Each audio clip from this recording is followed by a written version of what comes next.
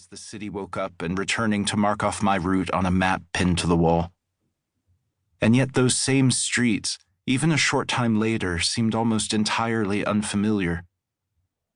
I could never understand how they fit together, and only the stray detail, an old cornice carving, an oddly painted facade, reminded me I had passed that way before. Walking behind G, as always when I was with someone born in Sofia, I had a sense of the city opening itself up, the monolithic blank concrete of the Soviet-style apartment blocks giving way to unsuspected courtyards and cafes and paths through overgrown little parks. As we entered these spaces, which were quieter and less traveled than the boulevards, G slowed his pace, allowing me to come up beside him, and we walked in a more companionable way, though still without speaking. It was in one of these courtyards or little parks that G's restaurant was hidden. It was below ground, and as we approached the door that would take us down to it, I noticed a neighboring storefront, an antiquarian shop, its windows crowded with icons. Cyril and Methodius, a beatific Mary, St. George on horseback hooking the dragon through the mouth, as well as Nazi paraphernalia, watches and billfolds and flasks all stamped with a broken cross.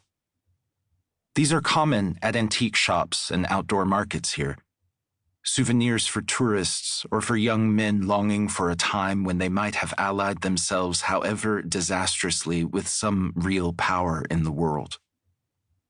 The space we descended into was larger than I had expected, an open room with booths along each side and, at the back, a bar I imagined crowded at night with university students.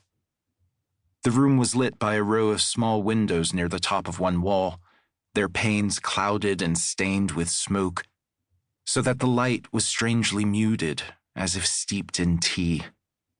G gestured toward one of the booths, most of which were empty, and we sat down in it together.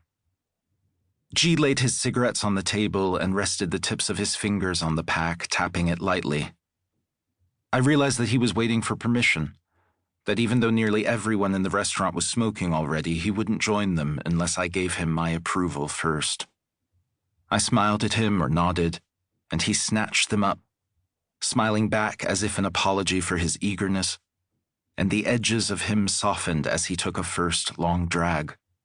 We spoke a little then, pleasantries mostly, and the obligatory questions about college.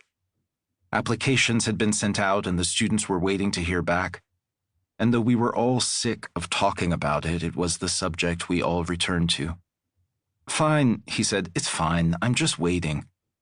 And he said that most of the schools he had applied to were in the States, though many students here now look to the EU, where tuition is cheaper, and where they have a better chance of being allowed to stay after they graduate. But that conversation was like a cloth already wrung dry, and soon we were sitting in silence. I brought up poetry then. Not long before, we had read some American poets of the mid-century, and G's own poems in response had been a genuine surprise, witty and fluent, revealing depths his other work had never suggested. One of them especially had impressed me, a poem full of the everyday, descriptions of our school, of his classmates and teachers, and also of a sense that in the world he described there was nowhere he could feel at home. It seemed like a kind of invitation, and I suspected that my response to it, excited and full of encouragement, had invited in turn this meeting. He pulled a few pages from his bag and slid them toward me, saying, "Here, I've been working more on these."